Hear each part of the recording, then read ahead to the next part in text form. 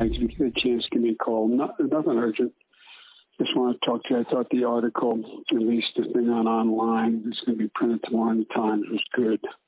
I think it's clear.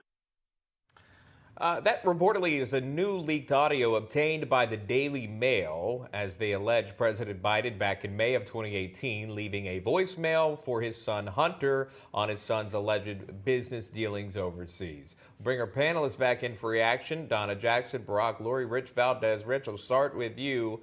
Your thoughts on what some call the gift that keeps on giving, the infamous laptop. Well, you know, I refer to the mainstream media, and they tell me that Hunter Biden had no dealings with his dad, who was vice president or president. There's nothing to see here, folks. You got to move along. It doesn't matter how many voicemails or naked pictures or prostitutes come forward. This whole thing is laughable. I'm glad that we're talking about it. I realize that a lot of people don't care about what the children of presidents do, but I think this goes to what actually this president or vice president was doing. So I think this is one of those situations where there's smoke, there's fire, and we have to look at it a little bit more intently. Yeah, Barack, do you think an investigation is there interest behind something like that? Well, there is, Emma, and I think it's already happening. The FBI is definitely looking into this. IRS, I believe, is looking into it as well.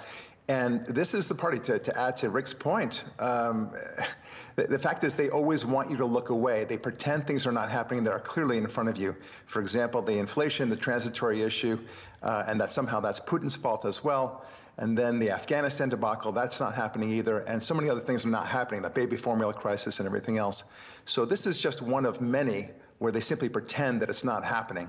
And this is they do so at their own peril. They really do need to understand that, and investigating Hunter Biden is the appropriate approach right now. A lot of things will come out. Donna, in terms of media coverage, Don Jr., former President Trump's son, put out, I believe on Truth Social, if this were me, this would be covered nonstop, over and over and over. I mean, almost as the Mueller probe was covered, or these Jan 6 hearings was covered.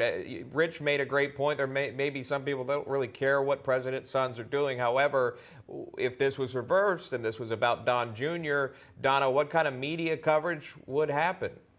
Oh my God, it would be 24/7, and the FBI would have sent a SWAT team. They would have sent a SWAT team to Don Jr.'s house. They would have kicked in the door. They would have put the dog in handcuffs and did a perp walk.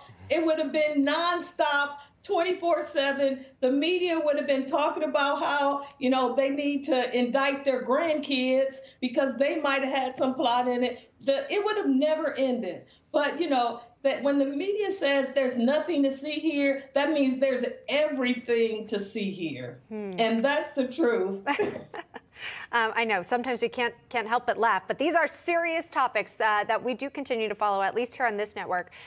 There is, however, Rich, if you were flipping through channels later this afternoon, a January 6th committee hearing. This was newly added. It's going to be at 1 p.m. today to present recently obtained evidence and receive witness testimony. Now, the committee has not offered further details on that. We don't know exactly who might be testifying.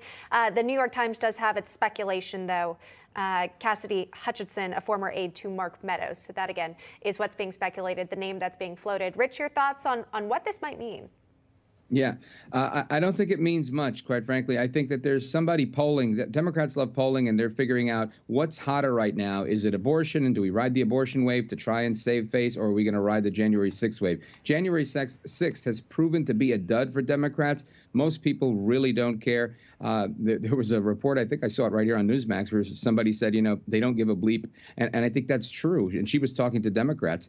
This is an attempt to say, all right, well, at least while they're inflamed and while people are really angry about abortion, maybe we can add January 6th and make it a sandwich, and maybe that'll get people to go. But what we talked about earlier, about 1 million people switching registration to vote, people are absolutely sick and tired of spending all this money that they're spending at the grocery store and at the gas pump. And ultimately, they realize this isn't good. This isn't good for their 401k. It's not good for their kids' family. I have a kid in college. This isn't good for her. We're in a bad situation, and it has everything to do with Joe Biden and the Democrats. And every time they turn around and say, look at Trump and look at this and look at that, people people are losing less and less respect, or more and more respect for them, I should say. You bring up the abortion wave, Barack Lurie, with your trial background. I'll have you respond, but first, let's just play this beautiful Whoopi Goldberg moment warning Supreme Court Justice Clarence Thomas. Watch. Nothing is precedent anymore. Well, you better hope that they don't come for you, Clarence, and say you should not be married to your wife, who happens to be white, because they will move that. And you better hope that nobody says, you know, well, you're not in the Constitution, you're back to being a quarter of a person, because that's not going to work either. Barack, care to respond to that? Yeah, well, first of all, she got it wrong. It wasn't a quarter. It was, I think, 2/3 or 3/4. And so that's one issue.